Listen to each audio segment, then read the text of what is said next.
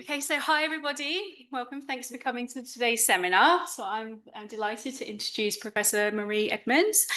She has travelled here from Cambridge, and Marie's did her PhD on sulphur and chlorine degassing at Soufrière Hills volcano in Montserrat a few years back at Cambridge University.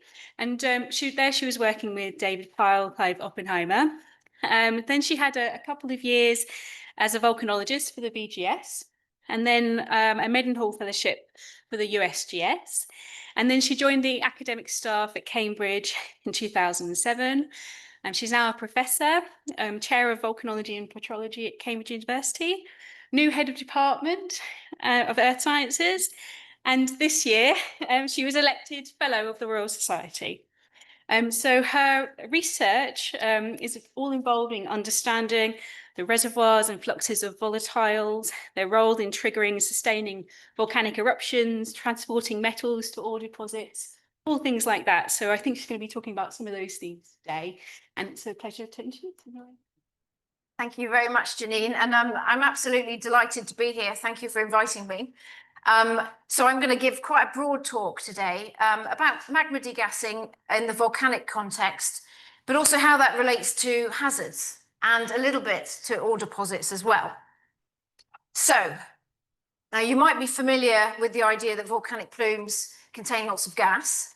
And those gases include things like water, things you're familiar with, CO2, some sulfur gases and halogens and so on. But you may be less familiar with the idea that they also contain significant concentrations of these volatile, what we call chalcophile elements. So they're really metals. Some of them are metalloids. So things like cadmium and lead and all of these sort of nasty things, selenium, arsenic. And so volcanic plumes are actually quite complex. They're made of gases, but also lots of particles as well. And they contain soluble aerosols with many of these metals, but they also contain insoluble particles, and these are usually ash. And here's just an image of some ash particles. There's the scale bar there is 1 micron at the bottom. And you can see these are quite complex particles, and some of these silicate ash, you can see etching due to these acids that actually precipitate on the surfaces. So plumes are actually geochemically quite complex. Why is it important? Well, over the years, I've sort of become very interested in ore deposits, and looking at the geochemistry of magmatic fluids and volcanic gases has sort of convinced me that actually beneath active volcanoes, there are zones of active mineralization. And I'll tell you a little bit about how that works. So there could be porphyry copper deposits forming on a small scale, of course, in the roots of many of these andesitic volcanoes in subduction zones, for example. This is White Island. And each one of those elements has important roles in biology. They're important constituents of enzymes. They take part in catalyst reactions. They're important parts of proteins. There are various ways in which all of those elements are important. And so understanding how they cycle through the solid earth is fundamental to our understanding of how they work and what their fluxes are and how they operate within the Earth system. And this is the cycle for copper. And you can see, of course, for copper, there's a big anthropogenic component. And there's actually a big component involving life as well. But actually, if you look down here on the bottom left there are some really large fluxes between the crust and the mantle, and then back again from the mantle to the crust. And this is, of course, the process of melting and the process of subduction. And volcanoes are, of course, the key link that fixes those fluxes together. They are, as you probably know, toxic in many cases, and we don't really understand their toxicity. So volcanic plumes, we know, have wide and varied implications for human health. We've looked at ash before. Of course, there's a lot of literature on ash and silicosis. There's a lot of literature on SO2 and VOG and sulfate aerosols and how that interacts with the human body. But there's much less understood about these highly reactive soluble aerosols and how they may impact human health. in a whole range of ways, but also they interact, of course, through wet deposition from the volcanic plume. They'll interact with agriculture, with groundwater, and get into the sort of the water chain of which we are a big part. So it's really important to understand how that works. And then just one more example of this really narrow threshold between an element being essential for life and an element being toxic to life. And a really good example of that is selenium. And many people take selenium supplements, of course, and 40 micrograms per day is recommended for an adult. But actually, there's a very small rise up to about 400 micrograms a day, puts you into the toxic realm. And so selenium poisoning therefore ensues if you have too much selenium in your environment. And the main source of selenium to the surface environment, the surface reservoir of our planet, is through volcanoes. And volcanoes emit the selenium through silicate ash and soluble aerosol, and then through weathering fluxes and riverine fluxes, they reach aquifers, the ocean, and so on. So understanding these pathways are really important. So that's a sort of brief sort of motivation. I hope you're convinced that these are important elements. Just to explain which ones we're talking about. So this is the periodic table, color-coded for the different sort of families of elements. I'm mostly going to be talking about the ones in mustard yellow here, which we call chalcophile elements. And these are the ones that from the ancient Greek, chalkos is copper, and they include things like thallium and mercury and lead and bismuth. Now, they've got two really interesting properties. Now, the first interesting property is that they really like sulfide minerals in magmas. Now, I'll explain to you a little bit about what sulfides are. But as soon as sulfide forms in the magma, these elements tend to partition really strongly into those phases. And the other interesting property is that they also love aqueous fluids. So as soon as the magma starts to vesiculate and degas, those elements will partition really strongly into those as well. And so you can immediately see that sets up a really rich behavior as magma's traversing from the mantle to the atmosphere. As it evolves and differentiates, these elements are going to be moving around between these different phases. And that's something that we've become very interested in. So I have to go through a bit of sort of theory before I give you some interesting examples here. And I want to explain to you a little bit about what sulfide is. And this is a hand specimen containing sulfide. And the sulfide are those sort of yellow blobs.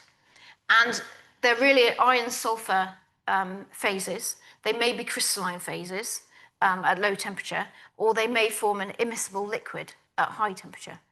But essentially, as soon as the magma starts to cool and fractionate, sulfides are very common. It's almost ubiquitous in magmas that they will eventually saturate in a sulfide phase. They don't usually look as big as that in natural rocks. This is actually a massive sulfide deposit. And it's also important for the story I'm going to tell you today, it's important to understand a little bit more about sulfur. Now, I'm sure many of the students here in the department are working on sulfur indirectly or directly in one way or another in the context of thinking about volatiles in magmatic systems. It's a really important element. And sulfur is actually really complicated as well because it has a huge dependence on oxidation state. And that controls how it exists in magmas. So you have sulfur in the gas phase, which is up here. And an oxidized gas will contain lots of sulfur dioxide, whereas a reduced gas will contain lots of either elemental sulfur or, more commonly, hydrogen sulfide. And then in a melt phase, a silicate melt, sulfur can exist in two main forms. It can exist as sulfate, SO42-, when at oxidized conditions, and it can also exist as sulfide, S2-, and that's under more reduced conditions. Now, when a magma contains so much of the sulfide or sulfate that it becomes saturated, i.e. it can't dissolve anymore, then it precipitates out a sulfur-rich phase. And this is a really important step for the formation of ore deposits. Now, again, if it's oxidized, it'll form anhydrite. Now, you maybe think of anhydrite as a sedimentary mineral, but actually Anhydrite is a primary igneous phase, and it can form in magmas. And then on the reduced side, it forms this sulfide phase that I showed you on the last slide. That's a really important host for all of these really interesting metals. So that's kind of how sulfur exists. And sulfur dissolves in silicate melts, as I told you, as sulfide or as sulfate. And this work comes from 2003 and actually includes data from Carroll and Rutherford, who were the first to recognize that as you increase the oxidation state of the magma, the proportion of sulfate increases. So mid-ocean ridges are fairly reduced, and you don't need to sort of get the detail of this x-axis, but these are reduced magmas at the left-hand end, and these are more oxidized magmas at the right-hand end. And so mid-ocean ridges contain virtually all sulfide, whereas arc settings in subduction zones contain a large fraction of sulfate.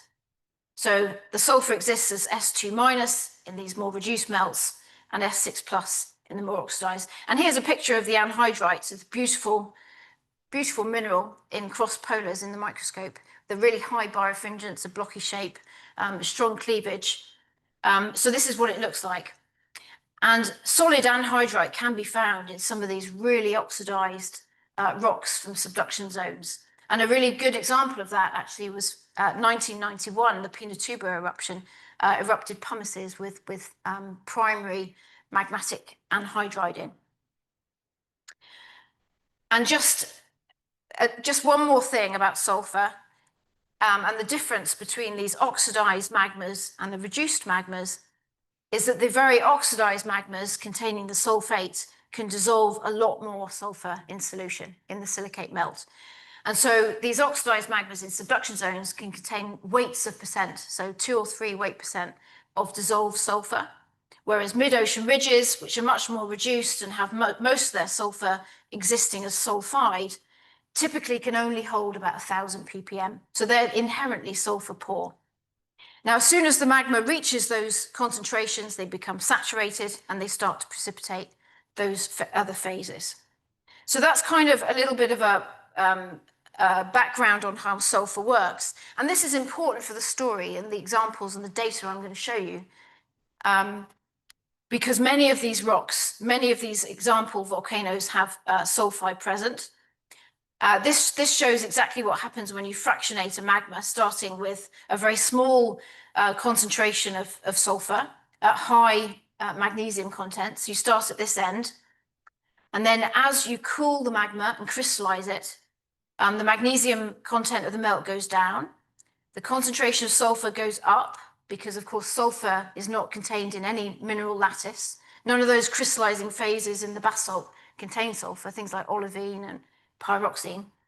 But as soon as it intersects this solubility curve right here, and this is the solubility of sulfide in the magma, that's where it starts to precipitate out all of these little sulfide minerals or sulfide liquid. And that's when all of those metals will start to partition into the sulfides. And the chalcophile elements like copper and gold, they just love sulfide. So as soon as it forms, they'll all start partitioning in. These are some data of partition coefficients on the y-axis. So these partition coefficients are defined as the concentration of the element in the sulfide over the concentration of the element in the silicate melt. So high numbers suggest that they prefer sulfide. They prefer to be in the structure of sulfide more than the silicate melt. All of that bit highlighted in blue. And you can see that elements such as cobalt, nickel, copper, zinc, all the way through to silver and gold and lead, they've got really high partition coefficients of the order of 1,000 to 10,000. So that means that the concentration of these elements in the sulfide is 10,000 times more than in the silicate liquid. And that, of course, means that you can have just a tiny, tiny mass fraction of sulfide, but it'll hold almost the entire gold budget of the magma. And that's the fundamental tenet of ore deposit geology, particularly when talking about massive sulfide deposits that you find a lot in Australia, for example, or the massive sulfides you find on the seafloor. That's exactly what's happening. And the other thing about sulfides is they're really dense. So as soon as they form, they suck in all of that gold, all of that copper, and then they start to settle out. And they can form sulfide-rich mush deposits or cumulate deposits, or vein structures, allowing them, of course, to be enriched in particular regions and mined. So a bit about gas as well. So this is the other phase that these elements really like to be in. And there's a trade-off, the melt, the sulfides and the gas. Now, aqueous fluids is what makes volcanoes erupt. They're really important for driving and sustaining, accelerating volcanic eruptions. So there's an image of a fumarole here, puffing away. And I'll show you some data for some of these gases later. But this is just showing how volatiles behave during depressurization of a magma. So the x-axis here shows the mass fraction of a particular volatile species remaining in the melt, dissolved in the melt. So as you go up this diagram, you get closer to the surface, the magma is coming up towards the surface, and you can see that the abundance of all of these volatiles are going down. And that means that they're going into a gas phase. So these curves are really describing the solubility of these different volatile species in magma. And it varies a bit depending on the composition of the magma and how much water you've got. So, for example, water-rich arc magmas in the solid lines, they tend to degas all of their sulfur really deep. So sulfur partitions strongly into a water-rich phase at high pressures, whereas dry basalts like Kilauea, for example, they hold on to their sulfur until very low pressures, and then it degasses close to the surface. So that's how the gas phase forms, and the mass, I should say, as the magma goes towards the surface, this plot here is showing the volume fraction of gas bubbles. And the volume fraction of the gas bubbles as a proportion of the whole magma, this is being affected not only by the mass of volatiles partitioning into the gas phase, but also, of course, Boyle's law, the ideal gas law, tells us that this gas is expanding. Even a gas of a constant mass fraction will expand as pressure goes down. And so close to the surface, the gas makes up the bulk of the volume of the magma. And that's obvious, of course, if you pick up a piece of pumice, it's absolutely obvious how important the gas phase is for driving the eruption.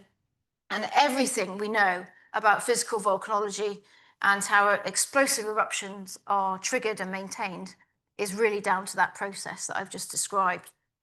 And this is the very famous photo, of course, of 1980 Mount St. Helens Plinian eruption column. But these gases, it's really water that drives the explosive eruptions. And if you're a physical volcanologist, the story would end there because you'd only be interested in water. But this talk is about metals, and the metals like to link up with sulfur and chlorine in the gas. And so to understand metals, we have to understand sulfur and chlorine. And again, this is just a compilation of data we put together for the new, there's a big new encyclopedia of volcanoes going on, which some of you may be involved in. And we've got the pleasure of writing the volatile solubility, volatiles in magmas chapter. And there's a huge amount of data now. We understand degassing of sulfur really well. And again, this is illustrated by a partition coefficient. And the partition coefficient, again, is the concentration of the element in the fluid divided by the concentration of the element in the melt. And again, versus pressure. And you can see that as the magma goes up towards the surface, the pressure goes down. The partition coefficient for sulfur goes up dramatically close to the surface. So the sulfur is degassing. The sulfur is in the solid lines here. The chlorine, on the other hand, does something completely the opposite. Now, the chlorine, the fluid concentrations, the partition coefficients are bigger with high pressure. And that means you get salty fluids at high pressures, and then the fluids become less chlorine-rich at low pressures. And then on the right-hand side here, you can just see how those concentrations in the melt decrease as pressure goes down. And it varies a bit with melt composition, but the general picture is sulfur degasses at low pressures. Chlorine is a bit more complex. And you can get for rhyolites, for example, and these are data from rhyolite magmas, experimental data, And again, partition coefficients on the y-axis here, you can see that these partition coefficients reach 10 to 100 at high pressures. And so so we've got really salty fluids existing at depth. Chloride in these fluids form the ligand for carrying things like copper and silver. And so they form complexes with the chloride. So this is really important. So these deep magmas have very salty fluids which can transport lots of metals. So I'm going to show you some data now. We've been working on this for quite a while now in various different places around the world. And I'm just going to show you 3 examples.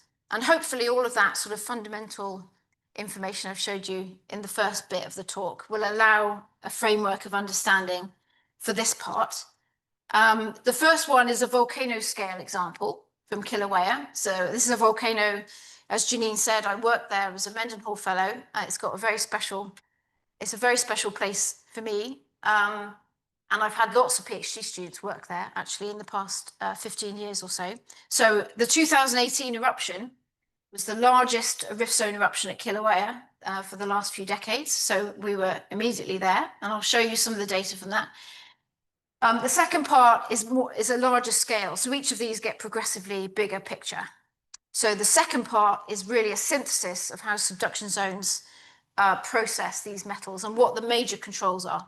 And we've done that through a combination of harvesting data from the literature, collecting data ourselves, and then doing a bit of modeling. And then the last one is something my student Olivia Hogg has been doing the last couple of years and trying to develop very generic models to understand the role of magmatic water in concentrating chalcophile elements. So let's start with Hawaii.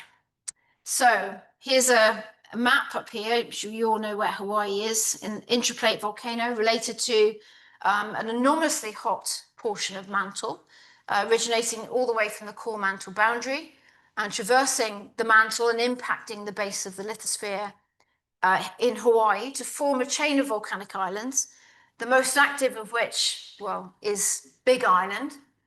And Kilauea volcano is perched on the southern part of the Big Island. And it's active, it's been actually frequently active for the last few centuries. But this was an eruption in 2018, very low down on the rift zone. And you can, for context here, if you, this map down here shows you where the eruption happened. It keeps pinging out of sight. But the summit caldera is here, and the eruption happened right down about 45 kilometers of lateral magma movement. And then the eruption happened very low down on the rift zone. Now, the eruption happened in a residential area. It literally popped out in somebody's garden. And then there's a whole sequence of episodes. The beginning episodes were very evolved. They intersected some stored, more silica-rich magma. And then as it went on, the lavas became more basaltic in nature. Cubic kilometer of lava, most destructive eruption in the last 100 years. Lots and lots of homes destroyed. Now, one of the reasons, there are many reasons we're interested in Hawaii, but one of the reasons is that these eruptions happen really low down at sea level. And they erupt a lot of basalt, which is sulfur rich. And all of that sulfur dioxide in the plume impacts people. And it impacts people's livelihoods. It impacts ecosystems. There's a really nice system now in Hawaii for forecasting where these plumes go and how they behave, shown on the right there. And what happens in the plume is that the sulfur dioxide gas reacts with water, fairly short time scales, in the presence of UV light to form sulfuric acid. And this is what we call volcanic smog, or VOG. Now, this is really very unpleasant. If you breathe it in, it interacts with the lining in your lungs and causes asthma and all sorts of other respiratory diseases.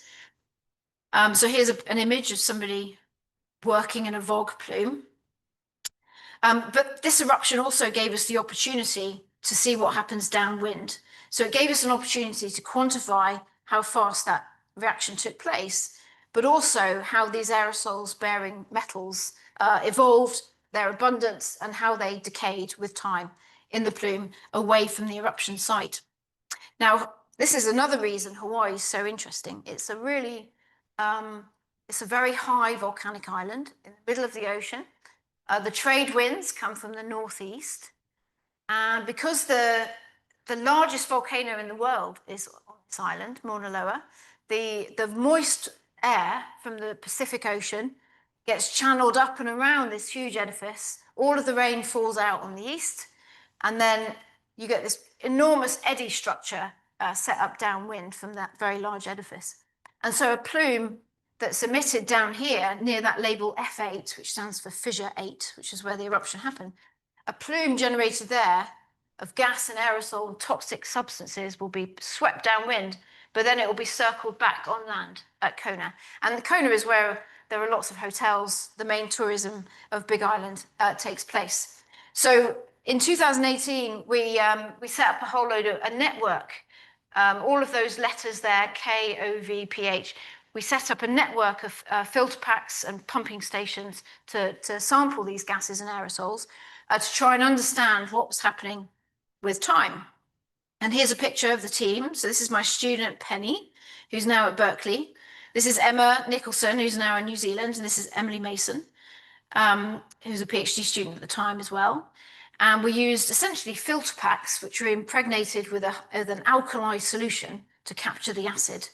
And cascade impactors, which collect particles to absorb acid gases and particles from the ground, but also near the vents, we used unoccupied aerial vehicles as well. And then we brought these samples back to Cambridge and we analysed them in the lab. And my student, she did actually move that fast. She was a really good student. She's really efficient.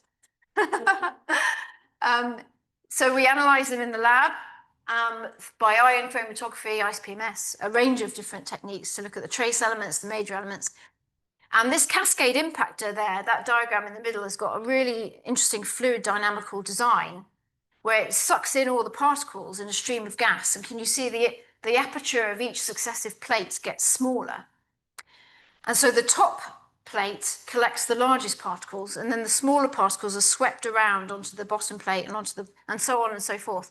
So you can get the chemistry, but you can also get the size segregation of the particles as well. And the gas filters are just very simple. You just suck the gas in and then measure the filters.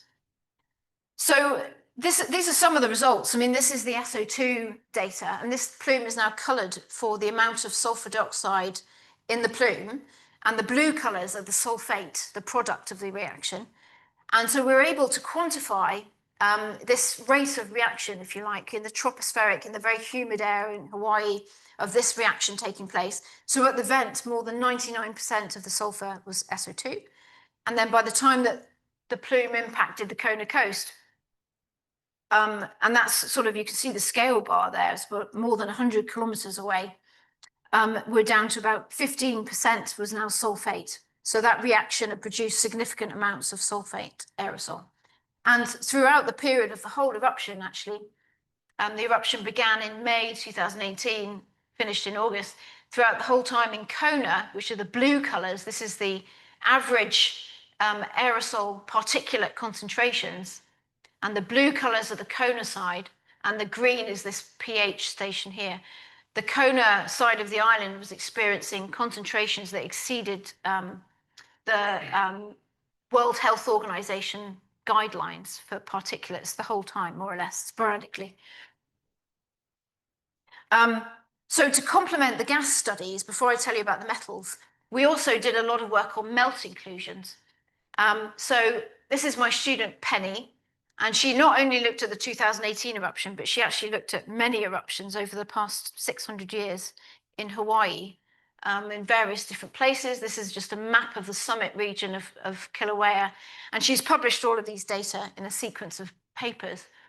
So that's an image of the melt inclusion at the top there. There's very small increments of melt trapped as crystals grow in the magma. And they're only sort of 50 to 100 microns across. They're very small. They're very difficult to work on.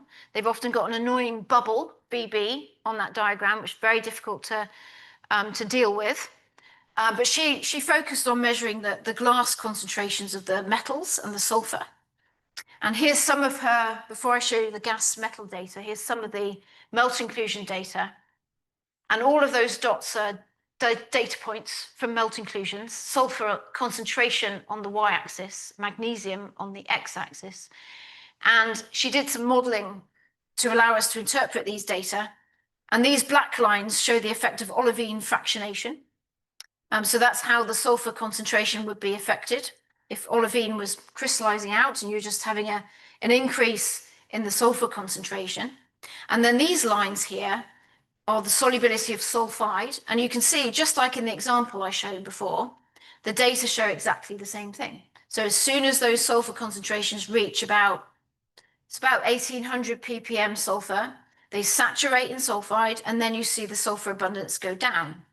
Now, there's a lot of scatter here downwards, and that's because of degassing. So, of course, you can erupt any melt. You can interrupt that process of fractionation and sulfide saturation at any point and just bring it to the surface and erupt it, and that's going to cause all that sulfur to degas. So some of these melt inclusions were partly breached, partly degassed. And we also measured the metals. So just to come back to this, so that part of the diagram, there's just olivine growing in a melt, and there's the sulfide saturation. And then very late on is where the gas bubbles start to saturate as well. And she also measured all of the metals. Here's just some copper data showing about 150 ppm of copper in the melt. So the first thing we were able to do for these metals was to quantify their volatility.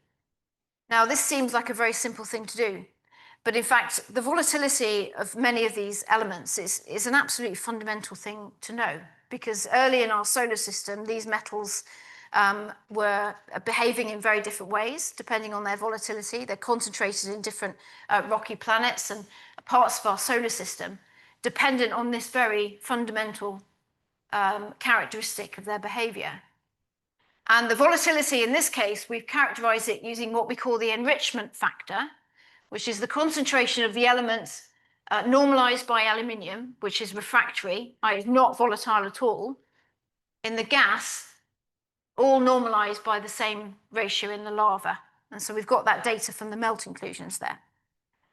And so we were able to show that all of these elements on the left here are behaving as lithophiles, so they're basically involatile. But these ones on the right are significantly volatile. So all the way from copper, which you can see is enriched 10 times in the gas over the melt. So in other words, it prefers to be in the gas concentrations 10 times at the melt, through things like antimony, moderately volatile. But then you get to these really interesting ones at the right-hand side, which, I mean, some of these came to as a real surprise at how volatile they are. Things like thallium and selenium, they're as volatile as sulfur, essentially. And they readily degas. And so this is a whole separate talk, but this has really shed light on why we see thallium peaks in Antarctic ice cores, because they're there because of passive volcanic degassing. And that's the thallium budget of the atmosphere is largely due to volcanoes. So there's the volatilities. So that was the first result. But then, of course, the second question we wanted to answer with this data set was what happens to these metals? What form are they in? Are they bioreactive? How long do they exist in the plume? How do they fall out? You know, what's their fate, if you like, as they're being swept away from the volcano? And I showed you before, we can measure the sizes, and we can also work out in the lab how they dissolve, what form they're in. And so what we found out, if you just focus on these little white circles, water solubility, you can see that on the right-hand side of this suite of elements, all of those very volatile ones, they're mostly highly water soluble. And the ones on the left, much less so. So this is immediately telling us that all of these elements, which again have a very low volatility from the last slide, they're present in the plume as ash particles. And the ones on the right are present as soluble salts. Now, I won't go into the detail, but they're basically present as chlorides, sulfides, oxides, and hydroxides. That's how they exist in the volcanic plume. And so you can immediately start to think about how they would be removed from a plume. If they're soluble, this is Hawaii we're talking about. It's got the highest rainfall rates of virtually anywhere on the planet. And this is indeed what we found. We found that these volatile salts, these soluble salts, the ones in yellow on this suite of elements, are rapidly removed. So this is the mass normalized to the source concentration with time away from the vent. And you can see that the yellow elements, the volatile soluble salts, get removed from the plume really rapidly. And this is showing exactly the same thing, but just now distance instead of age. And these orange ones are the volatiles, and the blue ones is the ash. So the soluble salts basically get rained out pretty soon after the vent, and the ash persists. But this is really important because the plume path length, 50 kilometers, that's still, I mean, remember this eruption happened in a housing estate. And the main way that people collect their water in Hawaii is through drinking, harvesting rainwater. So actually, we're following this up now with a study of looking at these metals in the rainwater collection systems, because it certainly seems like there's a lot of evidence to suggest that a lot of the lead, mercury, all of those sort of nasty elements were rained out pretty soon. So this is important from a public health perspective, as well as for understanding the atmospheric fate. And again, I'm not going to go into the detail on this, but we've done subsequent studies on a different, where plumes are emitted into dry, much higher in the troposphere at different latitudes. And we've also started to think about how explosive eruptions might transport these metals to ice cores at the poles. So there's a whole range of behavior here. So on to the next thing. We started to get interested in whether there are any systematics, global systematics, that might allow us to understand how these metals behave. And actually, we found, so we collated lots of data. Some of this is our data, some of it's literature data. But we found that there's a very significant difference in the metal fingerprint that you get in the volcanic gases in arcs, in subduction zones, and in ocean islands like Iceland and Hawaii. So those are in red, and the arcs are in blue.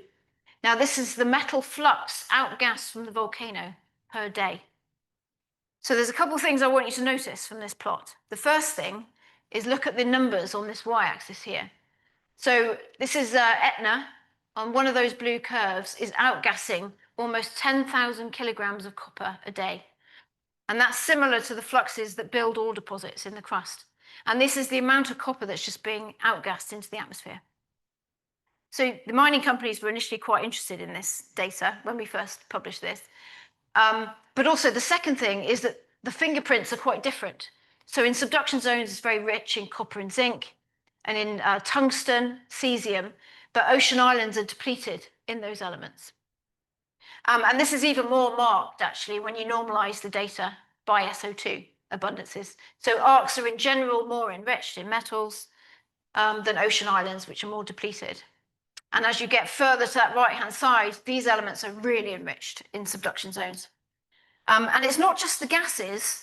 If you look at the whole rocks, if you collect glasses from the sea floor, or if you just look at the whole rock compositions, the same elements are enriched in arc rocks to mid-ocean ridge rocks.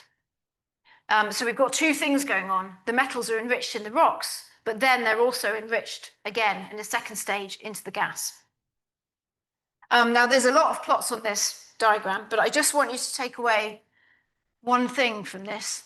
Each of these diagrams, again, it's volatility on the x-axis, all for different elements, and then the amount of chloride in the volcanic gas. You remember I told you that chloride is really important. It provides that ligand for forming the complexes with the metals. And it turns out that for almost all elements, we found a correlation between the amount of chloride in the gas and how volatile the element is.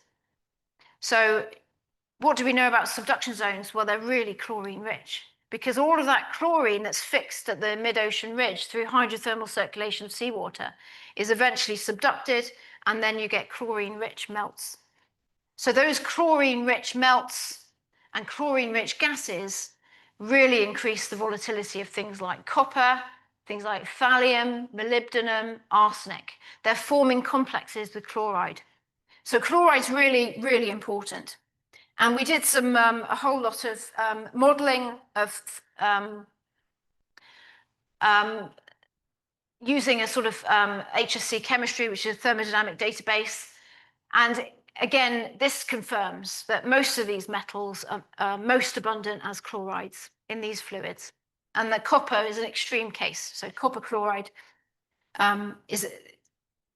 And then you can also, one of my students did a lot of work on this, comparing a chlorine-rich arc gas to a sulfur-rich gas you might find in Hawaii or Iceland. And you can see that many of the metals, given the chance, will be a chloride. They prefer to be a chloride. And when they're a chloride, they're more volatile. In Hawaii, these elements are present as sulfides in the gas, but they're less volatile. So there are some fundamental differences there in speciation. And so to summarize with subduction zones, we've got two things going on which explain the global data. The very first thing that's going on is that the slab, these supercritical fluids generated from the breakdown of hydrous minerals on the slab as it heats up during subduction. We've got all of these elements that are enriched, fundamentally enriched in the magmas. That includes things like tungsten and thallium and lead. And then as these salty, water-rich magmas reach the surface, they decompress. The ones that speciate as chloride, which are the ones ringed in green here, become particularly enriched again in the gas phase. So we've got two things going on in subduction zones that are really important that describe all of the data. So that's, we think, how subduction zones are working. But in the process, of course, we've determined that these metal fluxes from volcanoes are really high and significant. And in fact, the fluxes of these metals from individual volcanoes compare to entire countries. So, you know, we've got data from the UK and the USA there. This is the daily emissions in kilograms per day. And certainly for some of these elements, it's really significant. And then finally, just 3 or 4 slides at the end, a global scale. So I had this student, Olivia, who developed some really nice models to understand exactly how these metals can be enriched in various phases as they go through the crust. And she wanted to understand in particular, okay, we've got these subduction zones that are really rich in metals, but how do we optimize the concentration of these metals in the melt? What's the single biggest factor that's really important? And so just to test this, she focused on water. So she wanted to ask the question, what's the difference between a water-rich magma and a very dry magma? How do the metals behave in these? And where do you get the significant metals being enriched? And so you start with some rhyolite melt simulations, thermodynamic models. And this is just varying the water contents all the way from very water-rich, 6 to 8% in the grey and black, to very dry in the red. And this just shows what we know. This calc-alkaline magmas can be generated from water-rich magmas because of suppression. So iron-rich minerals are crystallizing first. Dry magmas, you get lots of plagioclase. So this is known. But then she layered on top of that the sulfide saturation models and all of the degassing with all those partition coefficients I showed you. And so you have 3 phases existing at any part in the model where you have a sulfide liquid, a gas, and a melt. And she just used this partition coefficient framework to model it with lots of different data. And this is what she found, essentially. There are 4 panels here for different water concentrations. In the very dry ones, you just get sulfide. So this is the mass fraction of copper in the system on the y-axis. And crystallization is happening from left to right. And so at the beginning of all of these, copper is only present in the melt. Then you get sulfide saturation, and the sulfide is in green. And most of the copper immediately shifts into the sulfide. Now, for dry systems, of course, that's all that happens. But then for little bits of water, you start to get a bit of copper in the gas, in the fluid, but not much. And it's really only the very water-rich ones you can generate anything approaching a copper-rich fluid. So it turns out water is really important for generating a copper-rich fluid. And our model seems to fit the global data really well. So this is all the data we could find to every tectonic setting on Earth, sort of broken down by different subduction zones. And you can see here our dry data is in red and the wet data is in the black grey colours. And indeed, if you plot on, and I haven't done this, but if you plot on all of the copper porphyries, they all plot in this area here, which is sort of counterintuitive, isn't it? Because it means that the most copper-rich ones are actually the most copper-rich rocks are the ones that don't yield the copper porphyry deposits. It's the most copper-poor rocks, the wet calc-alkaline systems that lead to the copper-rich porphyry deposits. But our models seem to make sense with the global data. So in conclusion then, I think I can summarize using these points. So we've quantified volatilities under a range of different conditions, and we've established that some are moderately volatile, some of the ones we really care about, like copper and lead, and some are extremely volatile, like selenium and tellurium. And there's lots of interesting work to be done on those. We've quantified speciation, both through measurement and through modeling. And we've shown that volcanoes outgas enormous fluxes of metals, certainly similar to those forming subsurface ore deposits, prompting companies like BHP to want to put up funny nets and strange contraptions over the vents of active volcanoes. We've shown that there are significant differences depending on tectonic settings. Subduction zones look completely different to ocean islands, and there are good reasons for that. And finally, we've developed models that seem to fit the global data, and we've established that water is really important. Water-rich oxidized magmas are the ones that evolve the most metalliferous fluids. Okay, and that's it. Thank you. Hello. Yeah, that was wonderful. Thank you so much, Marie. Do you have any questions from the audience? Dave has a question. Thank you, Marie. That was really, really interesting. Lots to think about inside that as well. I guess I'm interested in this idea of, copper-rich gases and stuff coming out of the system as well, and thinking about their concentrations in perspective of ore deposits. So where does the hydrothermal portion of these subsurface systems fit into this story? Yeah, so I think that's a really good question. So the magmatic fluids at some point become these hydrothermal fluids. And to some extent, this is a terminology issue. So I think the economic geologists refer to these as hydrothermal ore deposits. Whereas we've been modeling what we've been calling magmatic fluids because they're in equilibrium with melt at high temperature. Now, at low pressures, you have all of those processes like brine separation and then the metals reorganizing themselves. So I suspect where the temperature goes down and you have phase separation, that's where it would become what the ore geologists would call a hydrothermal fluid. Yeah. And does that also then take into account mixing with meteoric fluids as well? Yeah, that's right. And that's the bit that's important for the precipitation of those metals as usually as sulfides in the shallow system. Yeah. So that is an important part of the process. I mean, we've really been looking at the bit before that, the single phase supercritical fluids at higher pressure, the bit that sort of feeds that shallow system. As a sort, because, and I'm pretty convinced that fundamentally, there are only a certain number of magmatic conditions that combine to form conditions favorable to supply that shallow system with chloride metal-rich fluids that then do the processes that you've outlined there. We, of course, mine copper and other metals from land, porphyry copper deposits, and also volcanic massive sulfide deposits. How much copper do we mine from the seafloor, and what kind of untapped potential is there, say, for collecting gases that are degassing out of mid-ocean ridges and so forth? Yeah, no, there's a lot of parts to that answer, I think. Yeah, I mean, we'll start with the fluids. I mean, there's some amazing data from subduction-related deep sea vents, which are really metal rich and certainly conform with the systematics we see on land. So from that point of view, they're very similar systems, but they're submarine.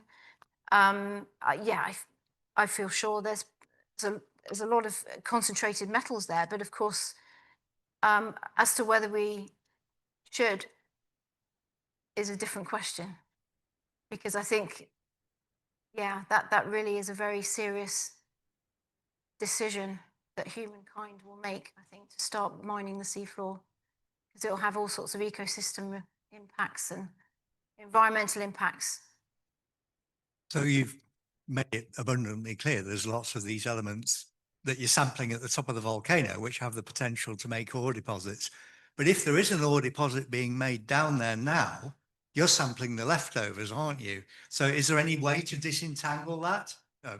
Fairly big question, I know. Yeah, no, it's interesting you say the leftovers because the gospel has always been that you have phase separation, the vapor is poor in metals and that gets outgassed from a volcano, and then the brines are the ones that actually retain the metal and form the ore deposit.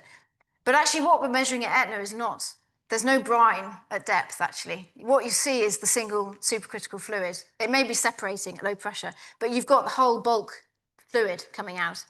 There's no, I mean, the ones at Etna, for example, are not metal rich enough to form a significant mass of brine in the subsurface. So that doesn't conform to what we understand previously about these things. So for Etna, for example, no, I don't think there's an ore deposit forming beneath Etna. I believe that the whole metal load of the fluids is coming out into the atmosphere. Yeah, so Etna is a high temperature basalt. So it would be different, for example, if you were to go to White Island. So if you go to White Island and measure the gases, they'd be much lower in abundance because I would expect significant brine separation there because that's the chlorine concentrations are very high. Places like Montserrat, Soufrière Hills, for example, that would be the similar. I would expect the vapor to be depleted in metals. But most of the data I showed you is from high temperature systems, so that we can get a really good idea on what's controlling the bulk composition of the fluid. And that's what's new, because those measurements didn't exist before. That follow-up, Dave. I'll jump in if I can. So, Mary, I was just wondering how your work on volatiles has sort of shaped your thoughts or understanding about the complexity of magmatic plumbing systems. I mean, there's obviously work done about telling us about different storage levels and things, but I was wondering maybe about the connectivity between different magma reservoirs and what the volatiles can tell us about that. Yeah, absolutely. Volatiles in a broader sense now. Volatiles control everything from the buoyancy of magma coming up from the mantle. They control the physical properties and the rheology, phase equilibria, but they also control the compressibility of magma reservoirs. And then by extension, they have a very large influence on the signals we actually see at the surface to monitor volcanoes. So whilst they only make up a small weight percent, 1 or 2 weight percent of the magma, they have a really first order control on magma behavior and also on volcano monitoring. So I think what I've learned throughout my, however long I've been studying this is that you can't ignore them. Yeah, they have to be incorporated into physical and chemical models. And they're important. Stepping back even further, we're thinking about formation of atmospheres and through the carbon budget, the modulation of the climate on our planet. So, yeah. I was just thinking to something you were saying in response to John a minute ago. You were talking about the supercritical state of, was it Etna, wasn't it? Yeah. Does that mean there's some link to the pressure temperature conditions of the fluids and whether or not we end up keeping things in or out of these systems? Like, is it a phase related state of the fluid then? Yeah, it's these cooler systems, what we call intermediate systems, erupt andesites and rhyolites. Those are the ones that have cooled sufficiently and fractionated such that their fluids will behave differently. So as they get to the surface, and I didn't really touch on that in this talk, but they essentially, the single fluid will separate out into a vapor and a brine. And that will happen at low temperatures for these really concentrated systems. So for the high temperature basalts, that won't happen because the chlorine concentrations in the fluid, there may be a very minor brine separation, but in terms of mass proportion, it's going to be really insignificant. So what we know then is for these basalts, when we're measuring the gas for these high temperature systems, we're measuring the whole lot coming out at the surface. We're not getting anything left in the subsurface. And that's what makes it attractive for me to understand the systematics. So these are not the volcanoes that will form ore deposits, but they give us a really good handle on the processes. That makes sense. Yeah, no, that's interesting. And then conversely to that, you were saying about White Island being different in terms of what you expect as well. I I've been lucky enough to have been able to go there before the tragedy a few years ago. But that's got a lot of sulfide mineralization on the surface as well. So does that tell us part of the story about Yeah. those systems? Yeah, and that is a surface manifestation of what's happening in the subsurface. There'll be a lot of precipitation, and actually that tragedy that you refer to is caused by occlusion of porosity in the hydrothermal system and build-up of pressure. And so these are actually exactly the same processes we're talking about. Okay. All right, well, I think we'll need to leave it there. So thanks so much, Marie. Fantastic talk.